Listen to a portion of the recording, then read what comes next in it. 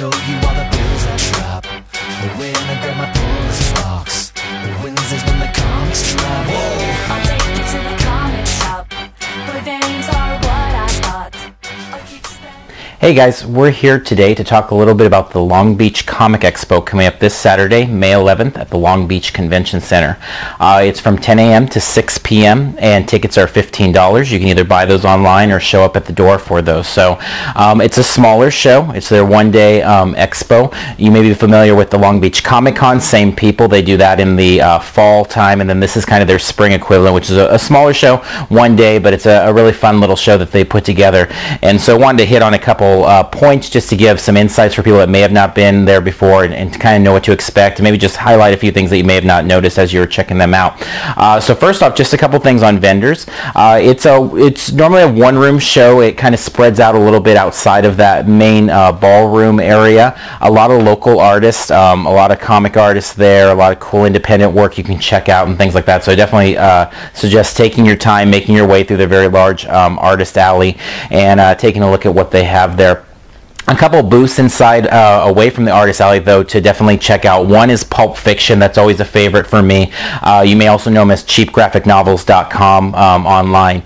And they usually have a good selection of trades, graphic novels, 50% off, which it's really difficult to beat those prices. At Long Beach Comic Con, they come with a much larger display normally than what they have at the expo, but that being said, it's still definitely worth checking out. That being said, I'd make sure to make them one of your first priorities in the morning because the stuff goes fast, and especially if you're looking for something, you know, a Batman Court of Owls or something that's really recent, hit that one first. Another spot, if you're looking more for back issues, which is a real strength of this show, is a lot of bins, a lot of back issues, a lot of the older Bronze Age, Silver Age type stuff around there. Ed Robertson is somebody that we've found his booths are consistently the best, and again, one to hit pretty quick. Usually brings with them a lot of $1 and $2 books that they pull deals with and things like that. They usually have quite a great selection, in addition to a bunch of neat wall books and a little bit pricier books in the bins as well, so definitely a spot. And then one more vendor just to keep an eye on, Geeky Mamas. You may have seen they've been making the circuit with a lot more of the local shows. They're consistently at Frankensons if you've been there, but they bring a lot of handmade, pretty awesome stuff for especially the females, of hair pieces and purses and things like that, dresses, and a little pricey, but then when you consider it's all handmade and very, very unique. These aren't two-of-a-kind things. In a lot of cases, they're one-of-a-kind items. It's definitely something worth checking out. And again, one that a lot of the items go quick, so those are all booths I would make kind of a priority to check out early on in the morning when you get there. One of the things that really makes the Long Beach Comic Expo unique, in my opinion, and one of the things that really gives it a strength above a lot of the one-day shows, is the fact that they actually have panels. And that's something, if you've been to many one-day expos or cons, whatever you want to call them, depending on what they put out there, very, very rare that they have a selection of panels, and so that's been a strength from Long Beach Comic Expo from their very first one 4 or 5 years ago, and so it's definitely something to check out. Couple that caught my eye. One is just building your comic collection, which is interesting. Bob Brettall is going to be there. He has over 80,000 comics, and he's actually submitting to have his collection looked at for the Guinness World Book of Records. And so definitely interesting to kind of see that and see what kind of pictures he brings, and just talking about forming a collection that large. And again, this is a really comic-centric show, so what better way to really kind of pay homage to that than somebody who's, you know, spent their life putting together a collection that is literally world class. Another one that's really interesting, and one that I haven't seen on the circuit in the cons that I've been to, is the Star Trek bridge restoration.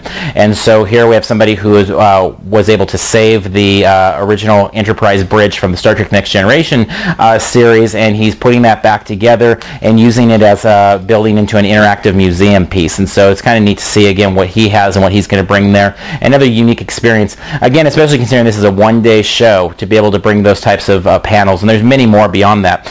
Another unique thing they bring is workshops, and usually every year they have 1 or 2 workshops that these you pay above, and so in the case this year, each of these is $45 additional if this is of interest to you. But for those of you that are really in that artistic state of mind and that you're actually working into careers there, they've got 2 pretty interesting options. And so one is with Terry Nuttin. This is somebody who worked on Beauty and the Beast, Little Mermaid, Aladdin, and a number of those things, Lion King. And so to get some time with him in a smaller setting. Usually these are more, again, workshop fashion, something that you'd have like in a college setting. And so it's not a big crowded room. You can actually kind of spitball some ideas and things like that. It's pretty cool. And then also Rich Ahrens, who is the big brain behind Animaniacs and a bunch of other things. And so if those are things that maybe you're interested in, or just if you're interested in a career in those areas or working in those areas, it's very rare to be able to have that type of talent. And again, it is $45 more than admission to the show, so you got to plan that in or budget that in if that's something that interests you. But it is a unique kind of experience to get that smaller group setting with some of these minds of Emmy-winning type of people. One thing that makes Long Beach really stand out to me is I feel of all the conventions I hit throughout the year, it really has the best outside area. You know, the as much as I love San Diego Comic-Con and the gas lamp and all the things they have to offer, I really don't think anything for me rivals that little Long Beach area. One, because it's not as crowded as a San Diego, so it's nice because you can get into these restaurants and get the service and get into the arcade and play the games and all these nice little things. But also it's just beautiful. I mean, you're right there on the water. It's Long Beach. Obviously, it's a beautiful place. It's got the nice breeze going, and it's just an awesome place. So a couple places just to think about in terms of eating, some of our favorite places. One, Sharky's across the way from the convention center. They have all kinds of different bowls and burritos and things like that, kind of a good Southwest type meal. They're a bit of a chain, so you may have run into them other places, but that's something that we don't have near us, and it's kind of a nice stop for us.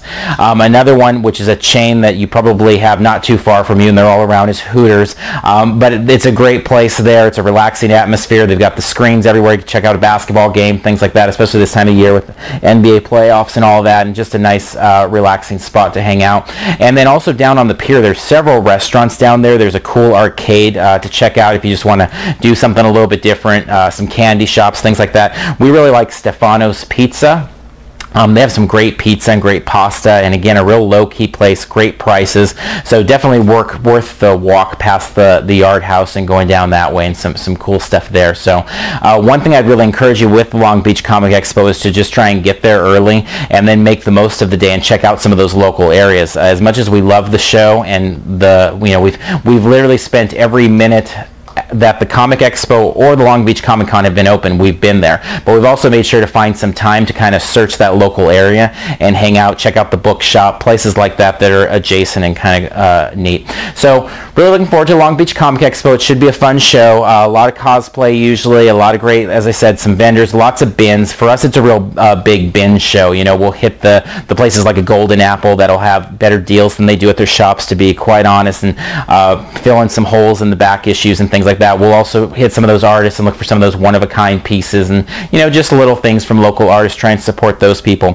One interesting note for your plans for next year is if you look online at the program, which is already up there, you can see that next year they're expanding the Comic Expo to 2 days, which is really exciting because really since the very first Comic Expo, every year when I interview Martha Donato, that is in charge of Long Beach Comic Con and Comic Expo, that's been my question every year, is any thoughts on expanding the Comic Expo to 2 days? Because the fact that it was built with that panel mentality from the very beginning, it seemed like it was always ready to kind of take that next step. So it's really neat to see that they're going to take that step next year. So it'll be interesting to see if the convention goes back to 3 days, which it was initially, and to see what happens with the expo going to 2 days. So plan for that last weekend of May in 2014 going into June. So we'll talk more about that when it gets closer, but it's kind of neat to see the commitment, again, in a very crowded convention market, that they are taking the next step forward to actually expand to a 2-day show for their smaller show.